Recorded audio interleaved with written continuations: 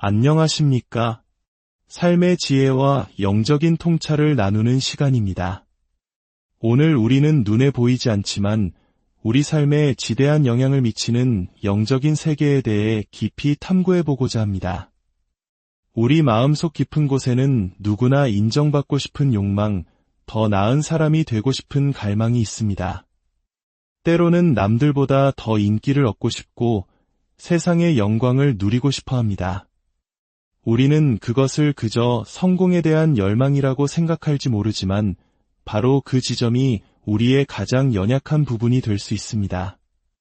악한 영들, 즉 마귀는 바로 우리 마음속 그 은밀한 욕망을 정확히 꿰뚫어 봅니다.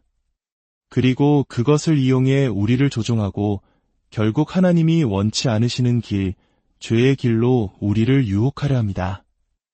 우리는 최근 천사와 악마에 대한 주제를 다루며 악마의 정체에 대해 이야기 나눈 바 있습니다. 예수님의 말씀에 따르면 악마는 육체가 없는 영적 존재입니다. 이는 흔히 알려진 통념, 즉 악마는 타락한 천사라는 이론에 의문을 제기합니다. 왜냐하면 성경에서 천사는 영적인 몸을 가진 존재로 묘사되기 때문입니다. 그렇다면 악마는 타락한 천사가 아니라면 과연 그 정체는 무엇이며 어디에서 온 것일까요? 여러 이론이 존재하지만 성경적으로 가장 설득력 있는 이론은 바로 창세기 6장에 등장하는 네피림과 관련이 있습니다. 네피림은 타락한 천사들과 인간 여자 사이에서 태어난 거인족으로 노아의 홍수 때 모두 멸망했습니다. 예수님 시대의 유대인들은 바로 이 홍수 때 죽은 네피림의 육체 없는 영혼들이 악마, 즉 귀신이 되었다고 믿었습니다. 실제로 당시 사용되던 히브리어에서 귀신을 뜻하는 단어 중 하나인 타무네팔은 문자 그대로 죽은 네피림을 의미합니다. 이들은 육체를 잃었기에 끊임없이 살아있는 사람의 몸에 들어가 안식을 얻으려 하며 사람들을 압제하고 죄를 짓도록 유혹합니다. 우리가 우상 숭배에 빠지거나 신비주의나 점술 같은 오컬트에 관여하거나 마약이나 음란물에 중독될 때 우리는 악한 영들이 우리 삶에 들어올 수 있는 문을 활짝 열어주는 것과 같습니다. 하지만 문을 여는 방법은 이것뿐만이 아닙니다.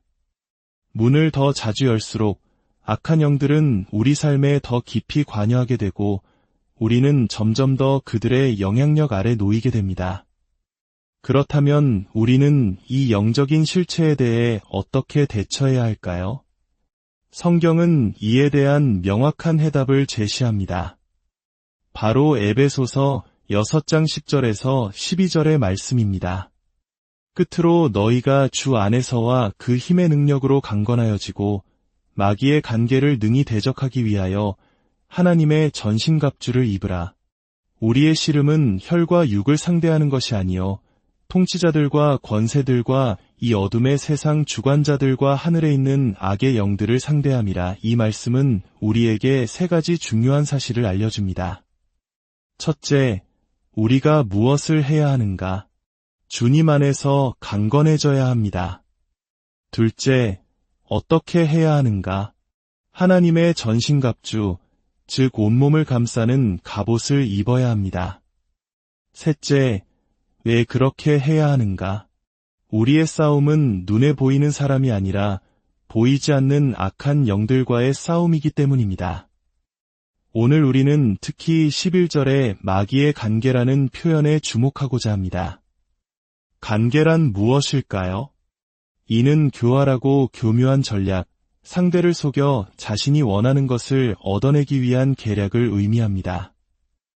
마치 영리한 사냥꾼이 먹잇감의 습성을 파악하여 정교한 덫을 놓는 것과 같습니다.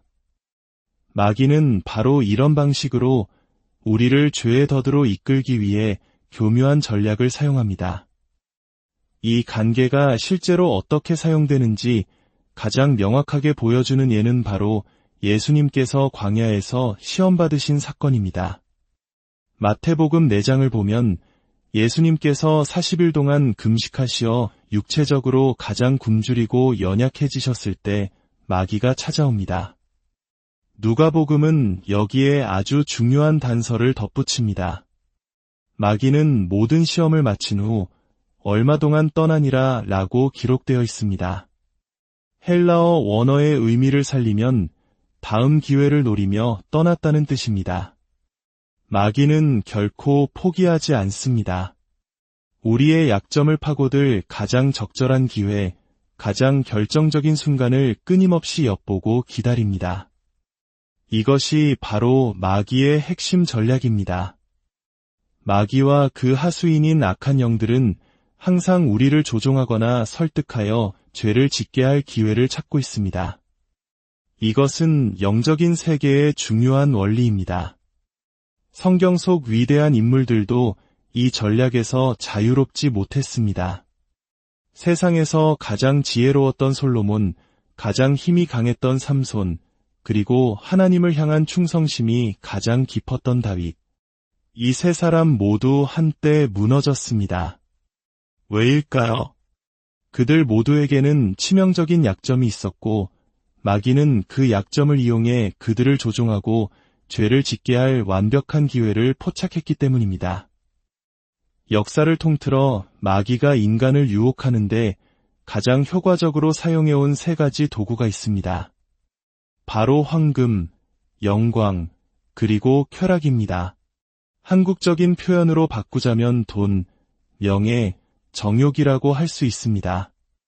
솔로몬의 경우 마귀는 그의 마음을 조종하여 수많은 이방 여인들과 결혼하게 하고 결국 그 아내들이 섬기는 우상들을 숭배하게 만들었습니다. 삼손의 경우 마귀는 들릴라라는 여인을 통해 그의 힘의 비밀을 알아내도록 유혹했습니다. 여기서 우리는 중요한 교훈을 얻습니다. 삼손은 나실인으로서 하나님의 규율을 따라야 했지만 이방 여인인 들릴라와 결혼함으로써 믿음의 멍에를 함께 매지 않았습니다. 만약 그가 믿음 안에 있는 유대 여인과 결혼했다면 그녀는 나실인의 서약을 존중하고 그의 힘의 비밀을 지켜주었을 것입니다. 이처럼 믿음이 다른 사람과의 깊은 관계는 우리를 영적으로 무방비 상태로 만들 수 있습니다. 다윗의 경우 마귀는 밧세바를 향한 그의 정욕을 부추겨 간음하게 만들었고 한 걸음 더 나아가 그 죄를 덮기 위해 그녀의 남편 우리아를 전쟁터에서 죽게 만드는 살인죄까지 저지르게 했습니다. 위대한 세 인물 모두 성적인 유혹이라는 약점 앞에서 무너졌습니다. 마귀는 그들의 마음속 깊은 곳에 있는 정욕을 보았고 그 욕망을 자극할 가장 적절한 기회를 기다렸다가 덫을 놓았던 것입니다. 이는 오늘날 우리에게도 동일하게 적용됩니다. 어떤 사람은 돈에 대한 탐욕이 약점일 수 있습니다. 마귀는 그 사람에게 부당한 방법으로 더 많은 돈을 벌 수 있는 기회를 슬며시 제시하며 유혹할 것입니다. 또 어떤 사람은 다른 사람들에게 인정받고 인기를 얻고 싶은 명예욕이 약점일 수 있습니다. 특히 젊은 시절 우리는 소위 인기 있는 무리에 속하고 싶어 합니다. 마귀는 바로 그 욕망을 이용합니다. 그들과 어울리기 위해 옳지 않은 일, 예를 들어 음주나 마약, 혹은 부도덕한 행동을 하도록 우리를 부추깁니다. 유혹은 나이가 들어도 사라지지 않습니다. 50대, 60대가 되어서도 여전히 더 중요한 사람들과 어울리고 그 사회에서 인정받기 위해 자신의 신념을 저버리는 어른들을 우리는 너무나 쉽게 볼 수 있습니다. 여러분, 우리 모두에게는 약점이 있습니다. 솔직히 말하면 여러 가지 약점이 있습니다. 그리고 악한 영들은 우리의 그 약점들이 무엇인지 정확히 알고 있습니다. 그들은 우리가 가장 지치고 영적으로 해이해지고 방심하는 바로 그 순간을 기다립니다.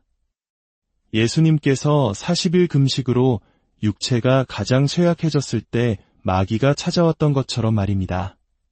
그들은 우리의 경계심이 무너질 때를 노려 교활하고 교묘한 전략으로 우리를 덮칩니다. 때로는 그것이 유혹인 줄도 모른 채 우리는 속수무책으로 넘어가 버리고 정신을 차렸을 땐 이미 그들이 원하는 것을 행한 뒤입니다. 이것이 바로 사도 바울이 말한 마귀의 간계의 실체입니다. 그렇다면 이 강력한 간계에 맞서기 위한 하나님의 전신갑주는 어떻게 입는 것일까요? 많은 분들이 매일 아침 기도 시간에 이제 구원의 투구를 씁니다. 위에 흉배를 붙입니다. 라고 상상하며 입는 신용을 해야 한다고 가르칩니다. 저 역시 과거에는 그렇게 해야 하는 줄 알고 매일 아침 어색하게 갑옷을 입는 흉내를 내곤 했습니다. 하지만 성경 언어인 헬라어를 깊이 연구하면서 저는 이것이 전신갑주를 입는 진정한 방법이 아님을 깨달았습니다. 에베소서 6장 14절에서 17절에 묘사된 갑옷에는 놀라운 비밀이 숨겨져 있습니다. 그런즉 서서 진리로 너희 허리띠를 띠고 위에 호심경을 붙이고 평안의 복음이 준비한 것으로 신을 신고 모든 것 위에 믿음의 방패를 가지고 이로써 능히 악한 자의 모든 불화살을 소멸하고 구원의 투구와 성령의 검곧 하나님의 말씀을 가지라. 여기서 위에 호심경, 믿음의 방패, 구원의 투구와 같은 표현들은 헬라어 문법 중 소유격의 한 용법으로 쓰였습니다. 언어학적으로 복잡한 설명 대신 쉽게 풀어서 말씀드리겠습니다. 이것은 단순히 갑옷이라는 뜻이 아니라 갑옷의 근원이자 재료가 되는 것을 의미합니다. 즉, 위의 흉배는 유로움 그 자체가 재료가 되어 만들어진 흉배라는 뜻입니다. 믿음의 방패는 우리의 믿음이 곧 방패를 만들어내는 근원이라는 의미입니다. 구원의 투구는 구원의 확신이 투구를 형성하는 본질이라는 것입니다. 이것이 무엇을 의미할까요? 우리가 하나님의 의를 따라 살아가기 시작할 때 위의 흉배는 자동적으로 우리의 가슴에 입혀집니다. 우리가 기도하고 말씀을 의지하며 믿음으로 살아갈 때 믿음의 방패는 저절로 우리의 손에 들려집니다. 우리가 예수 그리스도 안에서 받은 구원의 감격과 확신 속에 거할 때 구원의 투구는 이미 우리의 머리를 보호하고 있습니다. 반대로 우리가 불의한 일을 행할 때 이의 흉배는 사라지고 우리의 마음은 무방비 상태가 됩니다. 우리가 의심하고 두려워할 때 믿음의 방패는 힘을 잃고 마귀의 불화살이 우리 마음에 박히게 됩니다. 따라서 하나님의 전신갑주를 입는다는 것은 기도 시간에 하는 일회성 상상 훈련이 아닙니다. 그것은 삶의 방식 그 자체입니다. 각 갑옷의 근원이 되는 삶을 살아갈 때 갑옷은 자동적으로 우리에게 입혀지는 것입니다. 이것이 바로 전신갑주가 작동하는 영적인 원리입니다. 진리의 허리띠는 우리가 하나님의 말씀이라는 진리 안에서 살아갈 때 채워집니다. 위의 흉배는 우리가 위로운 삶을 살 때 우리의 마음을 보호합니다. 평안의 복음의 신은 우리가 어디를 가든 복음을 전하며 평화를 만드는 삶을 살 때 신겨집니다. 믿음의 방패는 우리가 흔들림 없는 믿음 위에 굳건히 설 때 모든 공격을 막아냅니다. 구원의 투구는 구원의 확신이 우리의 생각을 지킬 때 쉬워집니다. 성령의 검, 곧 하나님의 말씀은 우리가 말씀을 묵상하고 선포할 때 강력한 공격 무기가 됩니다. 악한 영들은 수천 년 동안 인류를 지켜보며 우리의 유전적 성향, 환경, 그리고 마음속 가장 깊은 욕망까지 파악했습니다. 그들은 우리의 약점이 무엇인지 우리 자신보다 더 잘 알지도 모릅니다. 그리고 그 약점을 공략할 교묘한 계략을 끊임없이 세웁니다. 저의 약점 중 하나는 분노입니다. 어떤 일이 제 뜻대로 되지 않을 때, 특히 무능함과 마주할 때 쉽게 화가 치밀어 오릅니다. 악마는 이것을 압니다. 그래서 일부러 저를 화나게 할 만한 상황을 만들고 그 순간을 이용해 제가 사랑하는 아내나 자녀들에게 상처 주는 말을 내뱉도록 조종하려 합니다. 제가 그 분노에 굴복하여 불의한 말과 행동을 하는 순간 제 가슴을 지키던 위의 흉배는 사라지고 제 마음은 사탄의 다음 공격에 완전히 노출되는 것입니다. 오늘 이 자리에 예수 그리스도를 아직 구주로 영접하지 않은 분이 계시다면 당신은 이 영적인 갑옷을 결코 가질 수 없습니다. 당신의 힘만으로는 위로워질 수 없기에 위의 흉배를 입을 수 없고 진리이신 예수님을 모르기에 진리의 허리띠를 맬 수 없습니다. 그래서 우리는 계속해서 실수하고 원치 않는 일을 저지르며 사랑하는 사람들에게 상처를 주게 됩니다. 오늘 이 말씀이 당신의 마음에 울림을 주었다면 이 은혜로운 메시지가 더 많은 이들에게 닿을 수 있도록 좋아요와 공유를 통해 하나님의 사랑을 전파하는 일에 동참해 주십시오. 당신의 작은 행동이 절망 속에서 영적 갑옷을 절실히 필요로 하는 누군가에게는 큰 힘과 위로가 될 수 있습니다. 주님의 이름으로 여러분 모두를 축복합니다. 만약 당신의 삶에 이 영적인 보호막이 필요하다면 지금 이 시간절을 따라 조용히 기도해 주십시오. 소리내어 말하지 않아도 괜찮습니다. 진실한 마음으로 기도할 때 하나님께서는 당신의 마음을 들으십니다. 하나님, 저는 죄인입니다. 그리고 저의 죄가 하나님과 저 사이를 갈라놓았음을 고백합니다. 하지만 하나님께서 저를 사랑하시고 그 사랑 때문에 독생자 예수님을 이 땅에 보내주셨음을 믿습니다. 예수님께서 저의 모든 죄를 짊어지시고 십자가에서 대신 죽으셨으며 죽음의 권세를 이기시고 사흘 만에 부활하셨음을 믿습니다. 예수님, 저의 모든 죄를 용서하여 주옵소서. 이제 제 삶의 주인이 되어주시고 저를 구원하여 주옵소서. 이제 하나님의 전신갑주를 입고 하나님께서 원하시는 사람으로 변화될 수 있도록 저를 인도하여 주옵소서. 예수님의 이름으로 기도드립니다.